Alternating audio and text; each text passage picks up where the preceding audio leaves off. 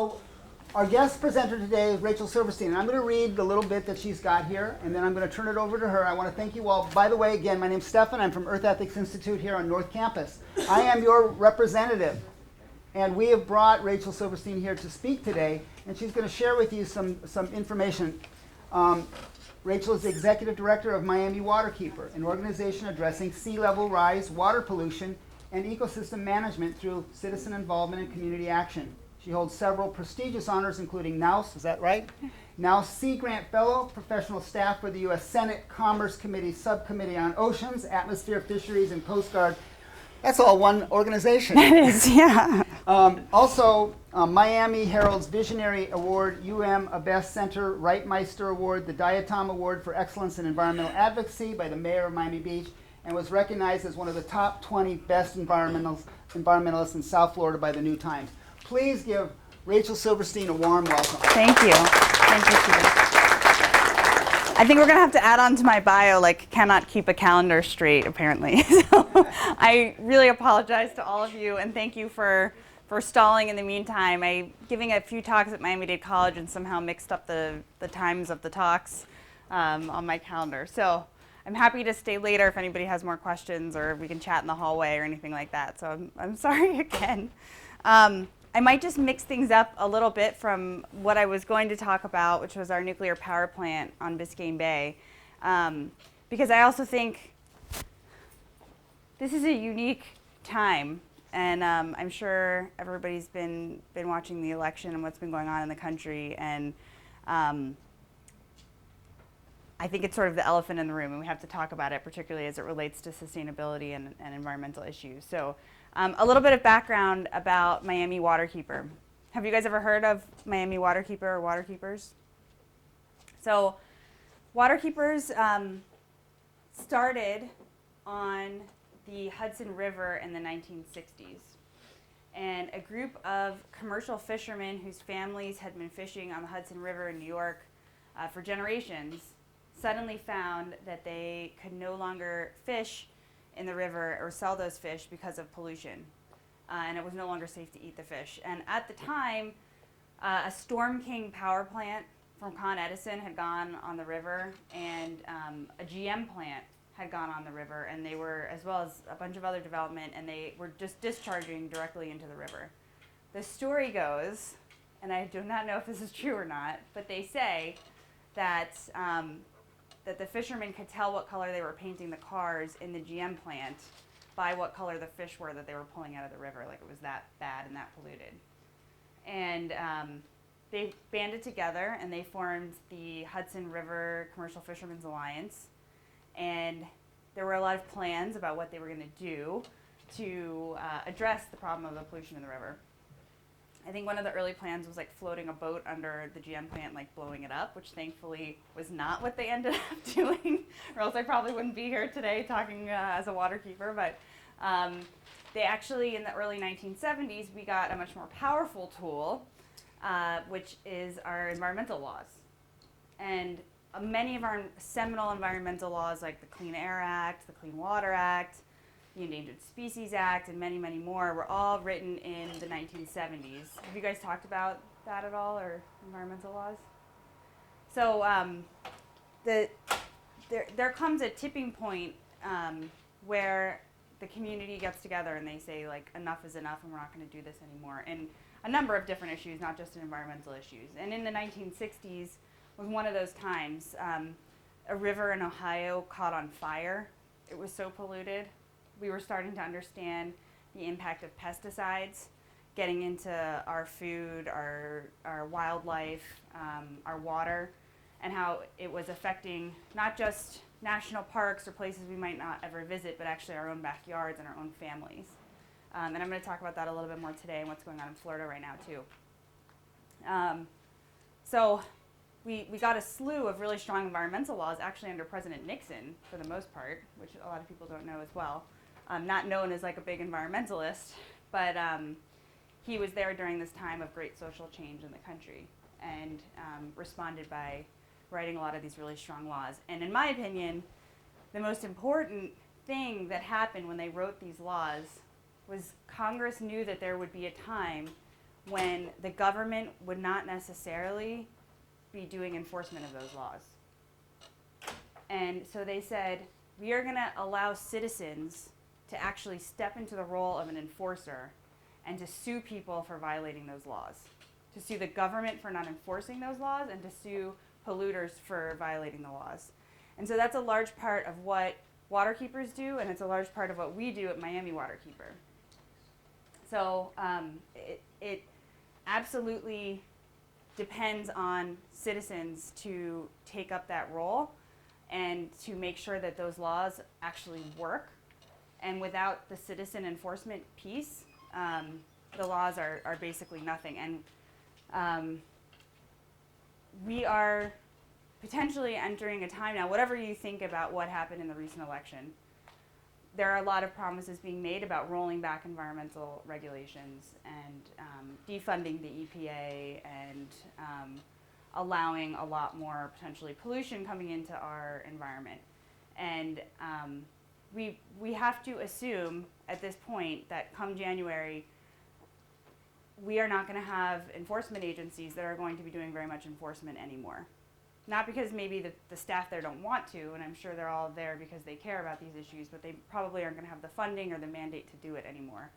And so, you know, more than ever, it is going to be up to us, very literally, and up to every one of you. And like, I mean every one of you, not your professors, not your parents, not your roommate, to get involved and to take action on these issues.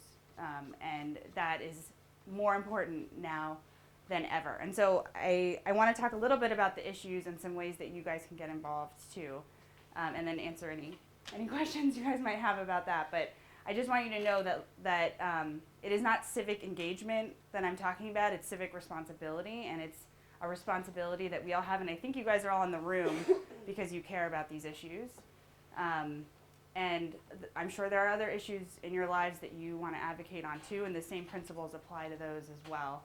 And I think we have an opportunity here in Miami-Dade County because we've traditionally had pretty low civic engagement and a pretty low turnout for people advocating for themselves and for their communities, that if like 3 people show up to a county commission meeting, it's like everybody caves. It's like, whoa, the public is up in arms. And so imagine if everybody in this room showed up for some of those meetings, for some of these issues. We have a really big voice because you know, people don't necessarily expect us to be doing it, and so we can prove them wrong, and we can make a lot of change on the local level, and that's going to become more important than ever as well. And I want you guys to all feel like you can do that, and I am more than happy to help any of you if you want to go talk to any of your elected officials, community groups, things like that. Do any of you guys know who your state representative is? Or your county commissioner? Or your city commissioner? Senator? I think you guys probably know who those guys are, but yeah, exactly. So I think we all need to make a commitment that not only are we going to know who all of those people are in our communities and in our lives, but that they're going to know who you are. And that's really the goal. And these elected officials, they don't work for anybody but us. And if we don't tell them what we want them to do, then someone else is going to come in and fill the void, and it's not going to be us. And so we do have a responsibility to tell them what we need in our communities, and to be that voice. And you guys are here in Miami-Dade College. You guys are going to be experts in this field and in your majors, and you're going to be highly educated. And who better to go educate our elected officials than you guys?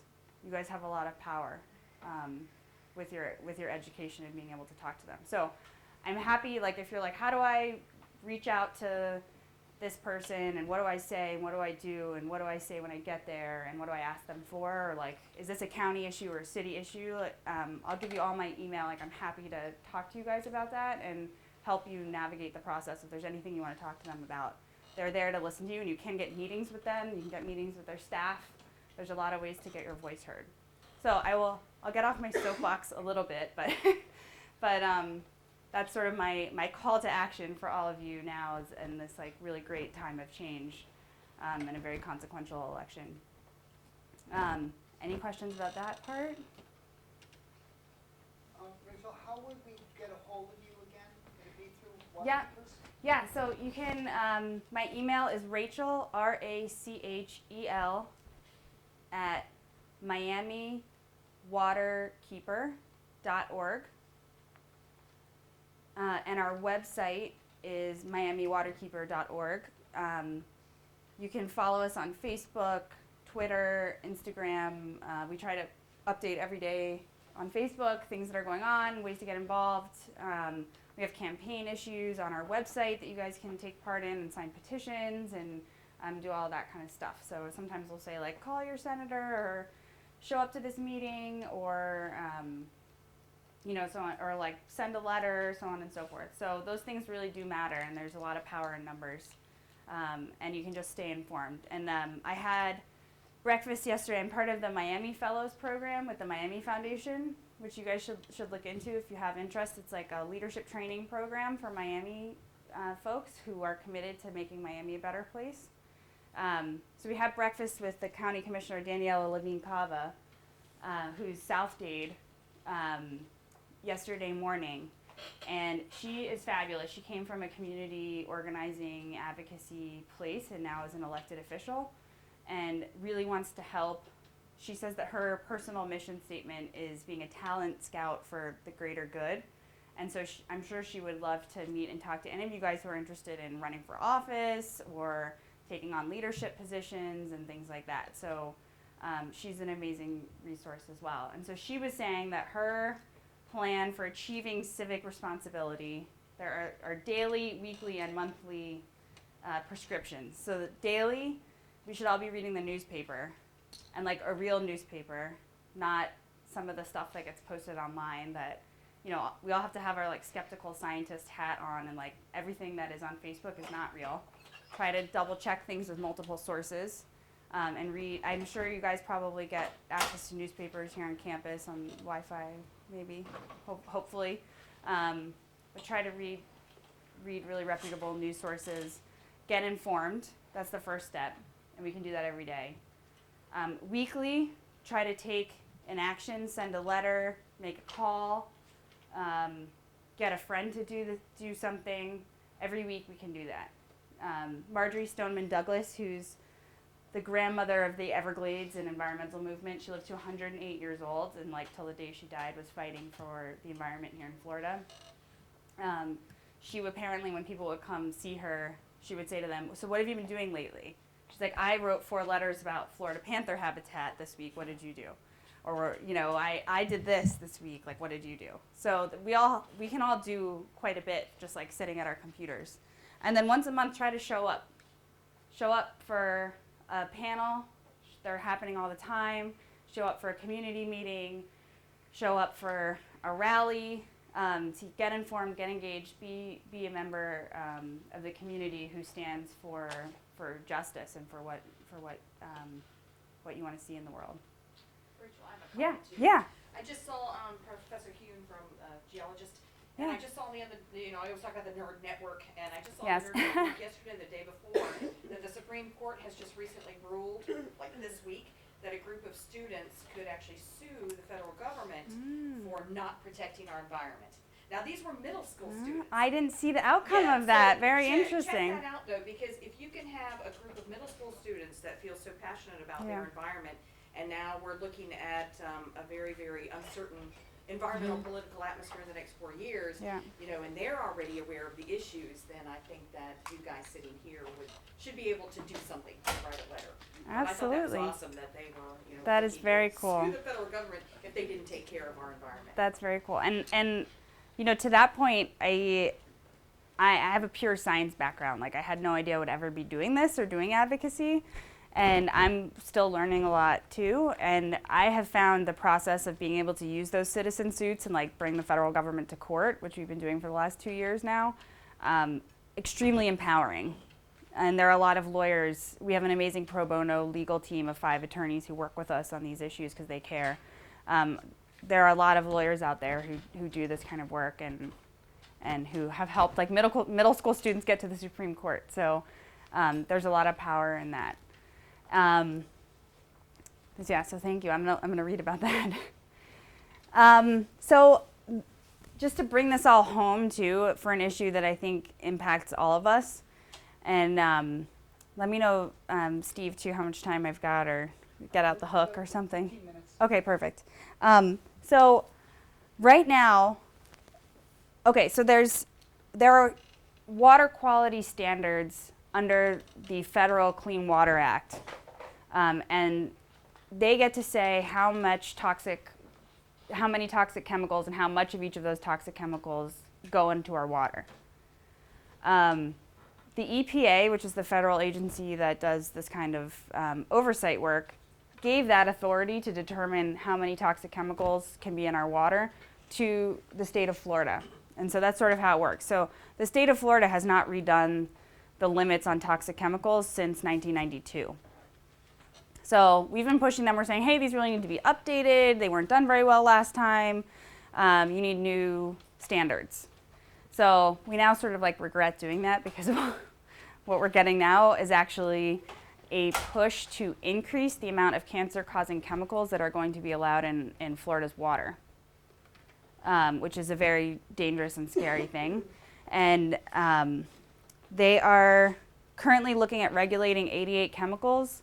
34 of them are now weren't regulated before and now will be regulated, and the rest of them, 95% of them, the levels have increased, and they've increased above what EPA recommends as their safe limit, which is a cancer risk of 1 in a million for that toxic limit.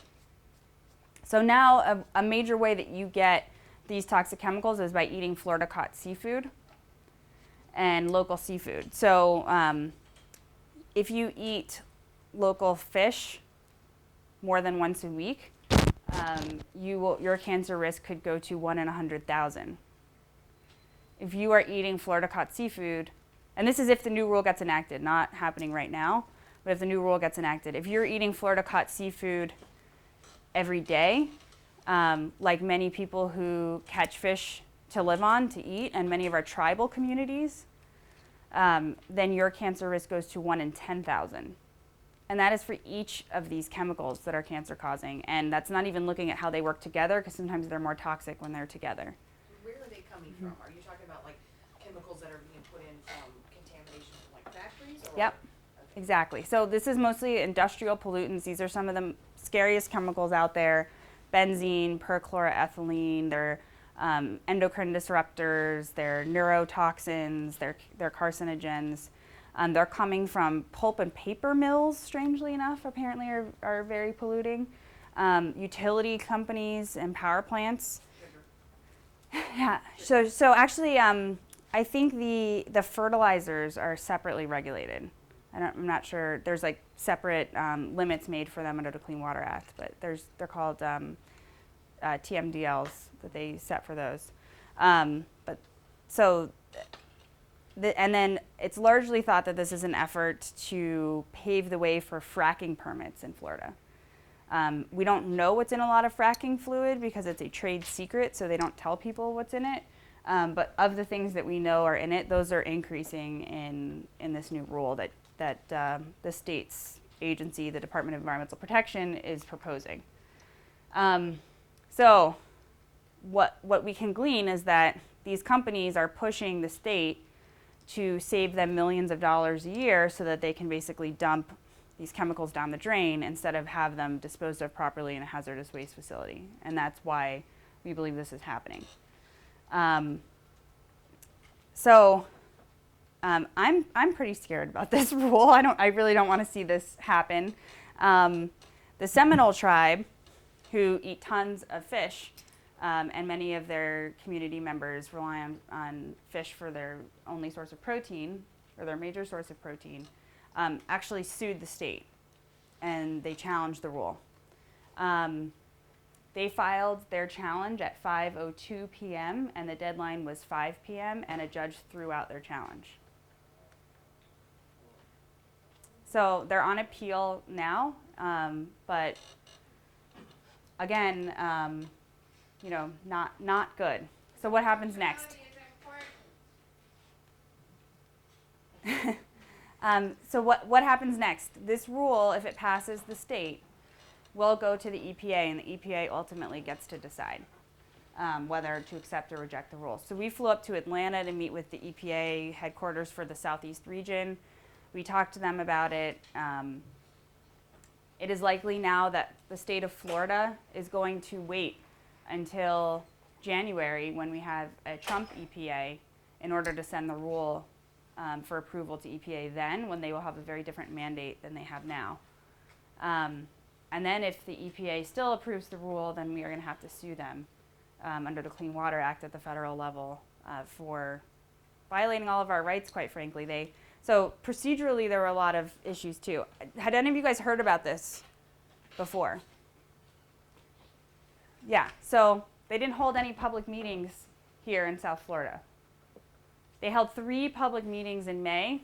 The nearest one to here was Stewart. Not that easy for us to get to Stewart.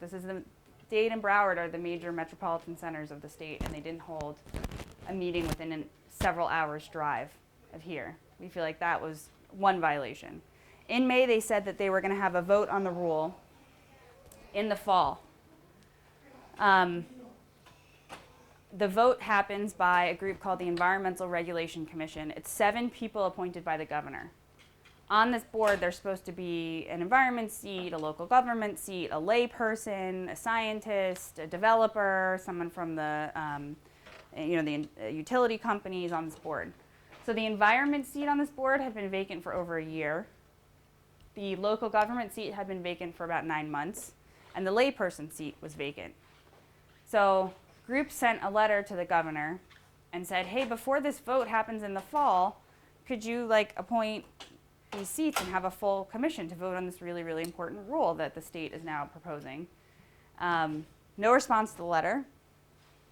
4 days later, it's announced that the vote is being fast-tracked to July 26th, the same day as a big meeting that was taking place about Lake Okeechobee and the algae blooms that happened this summer from Lake Okeechobee. So many of the water advocacy groups couldn't go to the Environmental Regulation Commission meeting.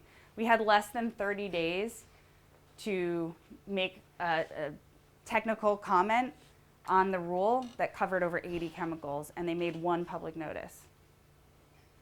So the vote comes, they did appoint someone to the lay seat, but it happened to be someone who had previously, the month before, worked at DEP, probably writing their own rule, and then they suddenly were on the board voting on their own rule. Not really a layperson, in my opinion. The local government seat remained empty, and the environment seat remained empty. So they had 5 seats. The guy who had recently left the state was the tie-breaking vote that approved the rule.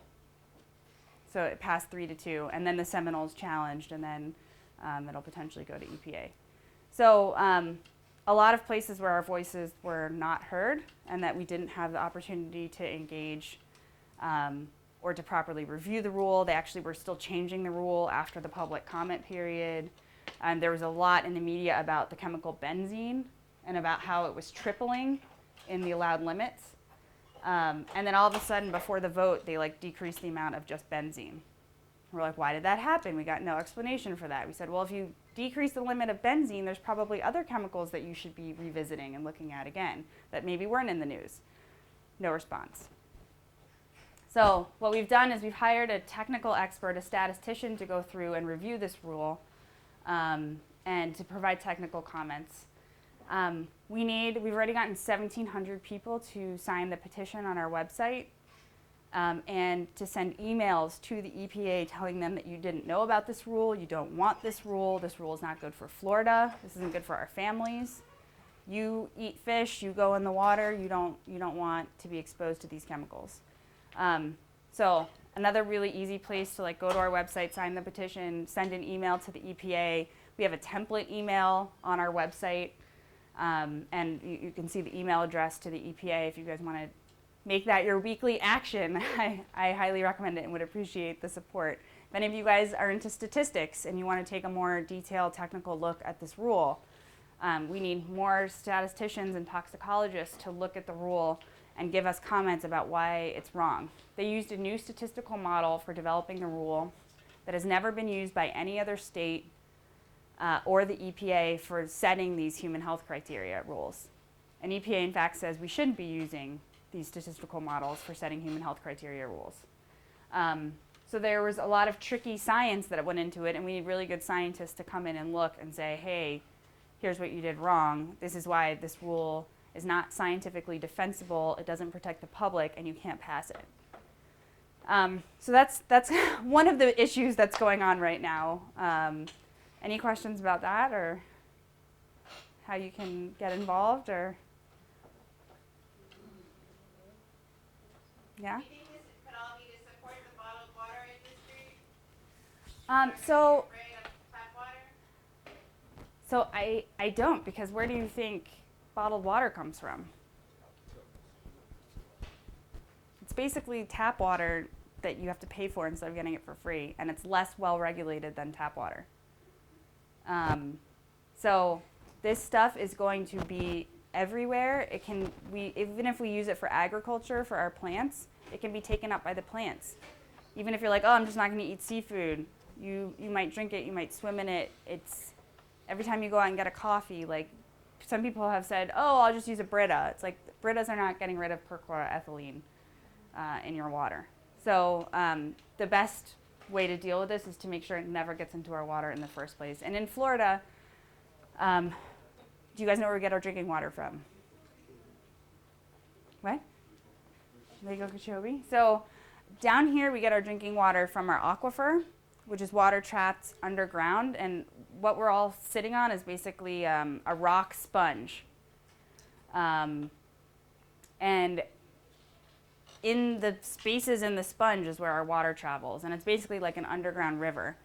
So we have to really think of everything we do on land and on the surface, like on rivers, lakes, and streams, can really, really easily get into the aquifer. So to give you an example, there are places where the county has set up wellheads and they pull the water out of the aquifer, and that's our drinking water supply. We actually have really clean, really great drinking water in Miami-Dade County because our aquifers are so good at cleaning water and purifying water. So we're very lucky in that respect.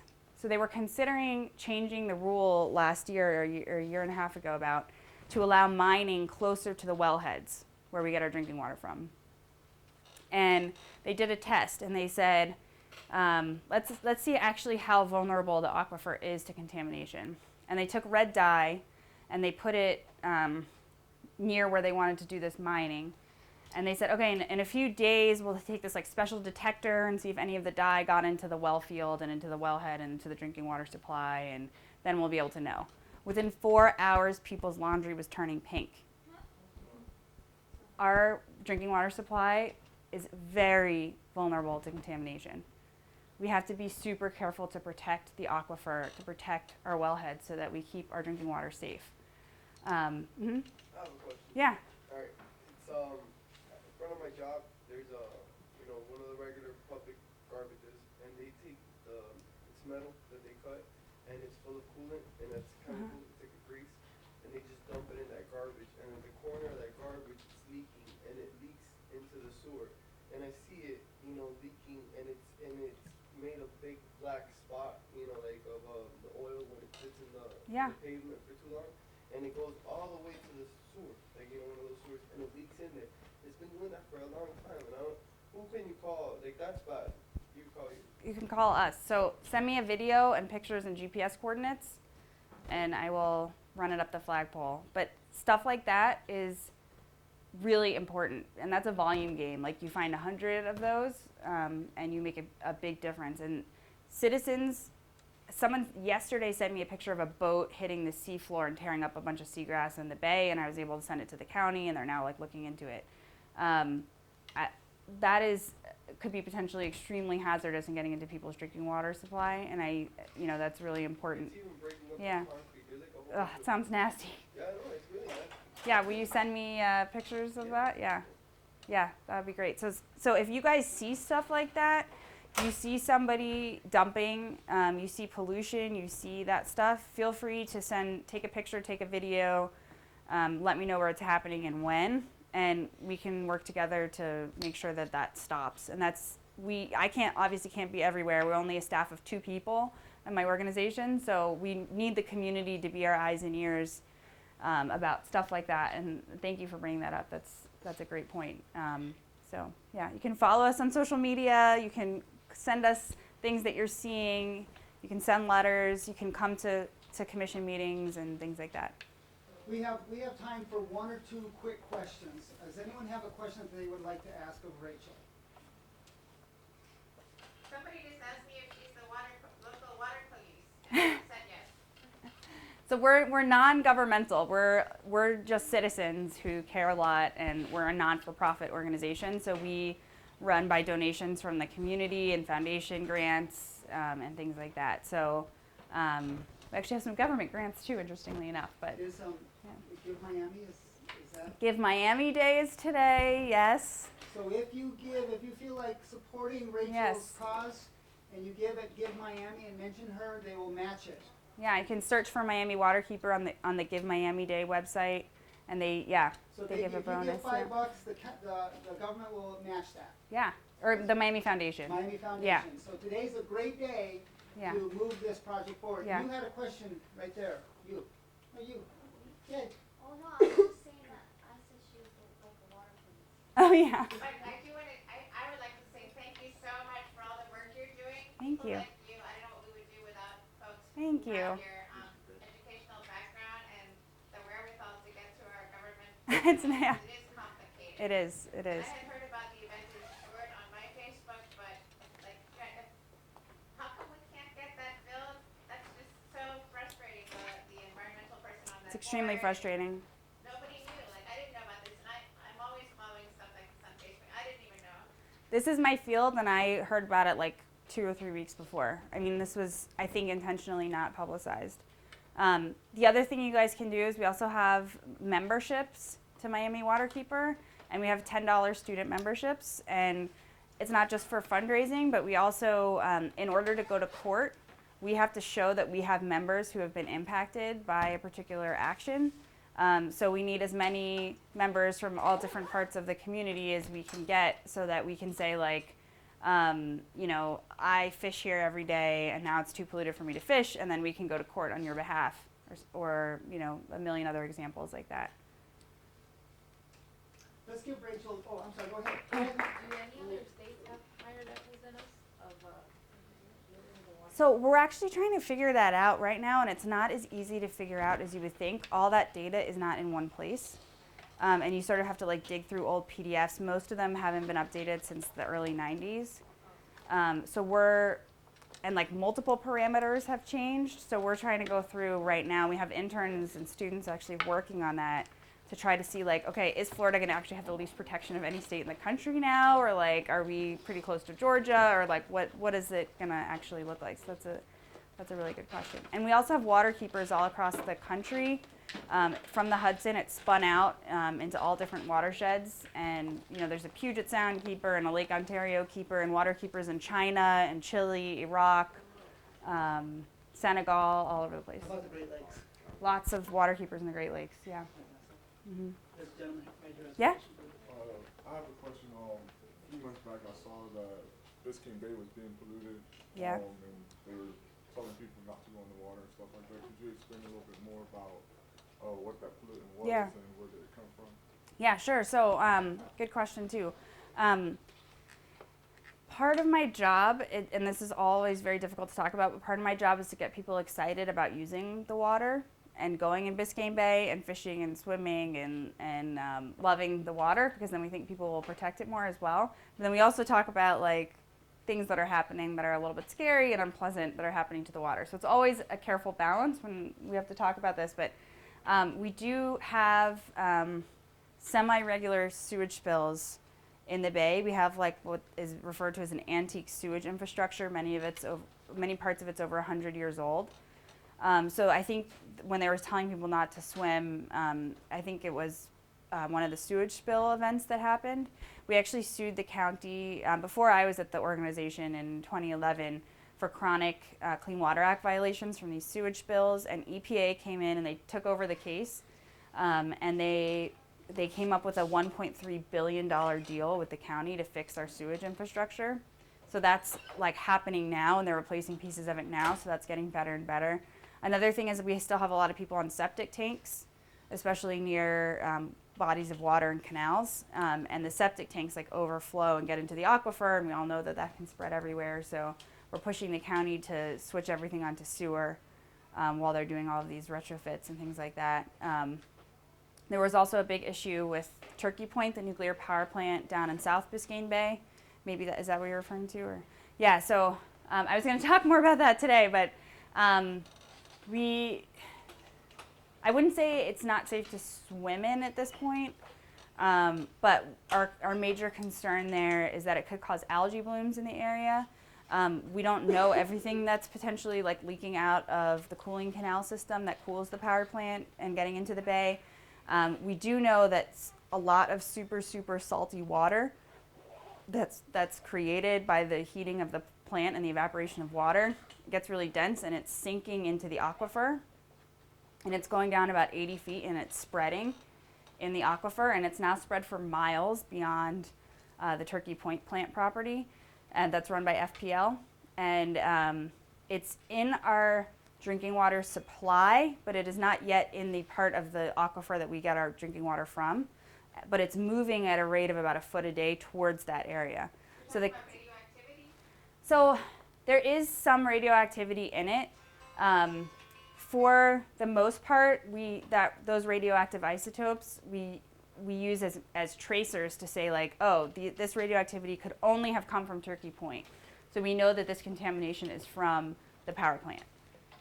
But from what I understand, the levels are such that they don't present a human health risk from the radioactivity. They do present an environmental risk from having tons and tons of salt and other chemicals like ammonia and phosphorus that can cause algae blooms that also like make fish toxic and kill seagrass and can potentially be harmful for human health too.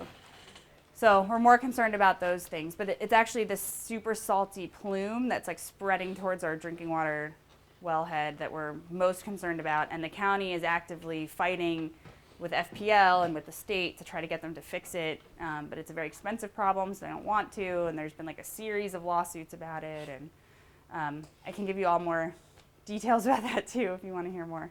We have to take a break now. There's another class coming in here. We have to be out of here in 5 minutes. Let's give Rachel Silverstein a big hand. Thank you all. Sorry again I was late. And maybe we can get you to come back and give us the talk on the... I'd be happy to. I'd be happy to. So everyone, thank you for coming. Thank you.